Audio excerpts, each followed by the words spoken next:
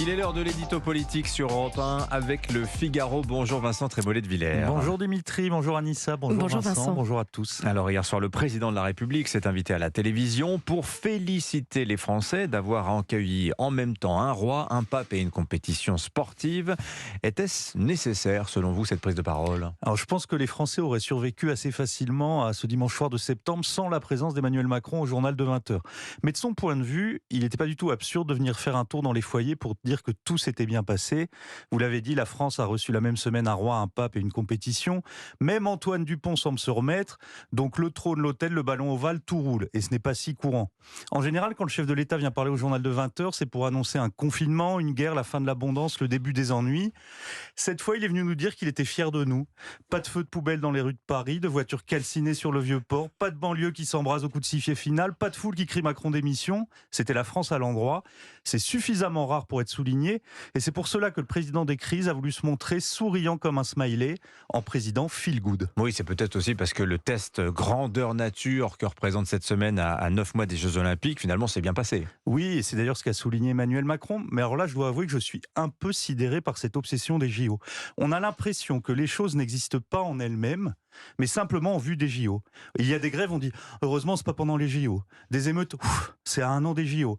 Des SDF à chaque coin de rue, il faudra les cacher pour les JO. Alors je voudrais simplement rappeler que les Français ne demandent pas de la sécurité, du calme, de la propreté, simplement pour que les JO se passent bien, mais pour que leur vie quotidienne soit supportable.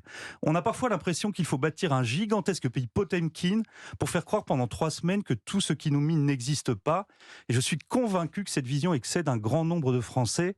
De la même façon, il faut évidemment se réjouir que la semaine précédente se soit bien passée, mais ce serait bien que dans les semaines qui viennent, des semaines sans roi, ni pape, ni 15 de France, on ne retrouve pas tout ce qui dégrade notre beau pays. Bon, reconnaissez Vincent que c'est aussi le rôle du chef de l'État de montrer une bonne image de la France au reste du monde. Alors c'est évidemment une part de sa fonction, mais Emmanuel Macron n'est pas un monarque constitutionnel, c'est le président de la République qui doit conduire les affaires du pays.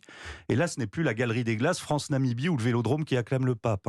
Après l'été indien, c'est l'automne de tous les périls. Et on l'a aussi compris hier soir. Niger, Ukraine, Arménie, l'agenda est écrasant et notre poids diplomatique déclinant.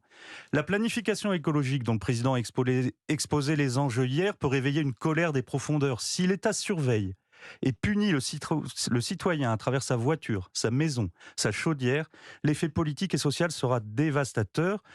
Pour le moment, le président de la République semble privilégier l'incitation plutôt que l'interdiction, mais dans ces affaires-là, le diable administratif est dans les détails. Les revirements de l'exécutif sur le prix du carburant montrent qu'Emmanuel Macron est conscient de la tension du corps social sur ces sujets.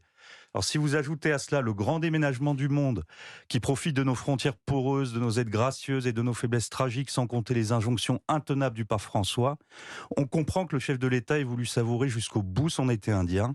Ce 20h, c'était un peu comme si Emmanuel Macron nous disait « Encore une minute, mes chers concitoyens, avant que le carrosse ne redevienne citrouille ». L'édito politique sur Europe 1. Merci Vincent Trémollet de Villers.